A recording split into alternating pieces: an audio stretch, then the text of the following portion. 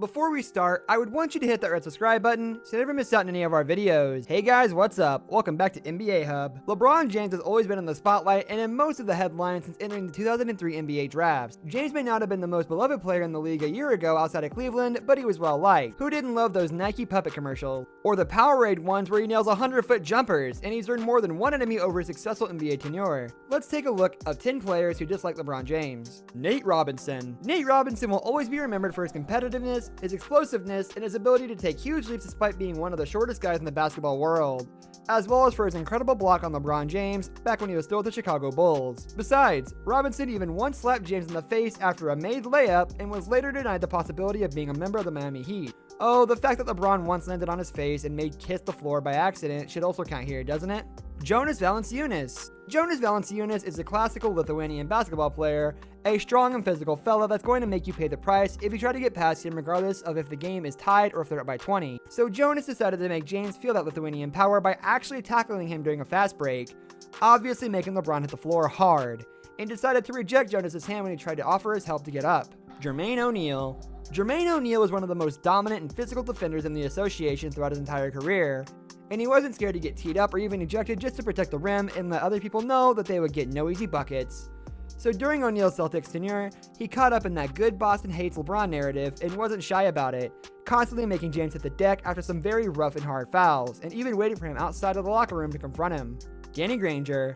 Not so long ago, before injuries took a major toll in his career, Danny Granger was one of the league's elite wing scorers and the ultimate leader of the Indiana Pacers, and games were even advertised with him matching up against LeBron James. Granger and James were also constantly amidst trash-talking incidents every time they faced each other. But things got up a notch when Granger tried to stop James on a fast break, and they both got tangled up before LeBron decided to throw an elbow at Granger's face, obviously making him lose it. Draymond Green. Draymond Green has always been one of the biggest mouth guys in the entire association, and he's never been afraid to get in the face of bigger guys than him, constantly making bold statements about the Cavs and LeBron himself. Nonetheless, this trash talker has also been spotted with LeBron during the offseason a couple of times, and they've even shared a couple of bets regarding Green's school, Michigan State, and the Ohio State Buckeyes, the team LeBron roots for in the NCAA. Stanley Johnson. Johnson thought James got away from lousy calls and poor officiating on Game 1 in the NBA playoffs. He decided to get on his face on Game 2, stating that he didn't take anything from it but a cheap-ass shot, and that Bron talked way too much trash when he's got a huge lead instead of at least doing so when they're tied as well. Later, he would go on and recognize that these statements were a rookie mistake, but that he didn't regret them and meant every single word.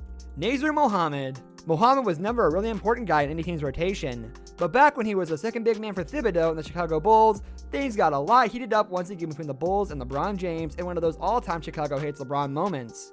He tried to stop James from scoring on a fast break, and the King took yet another cheap shot at him, something that Mohammed didn't enjoy a single bit, and considering how much he already hated him, he decided to get up and shove LeBron, who hilariously flopped by taking 5 steps back and then falling on his ass and then sliding on the hardwood.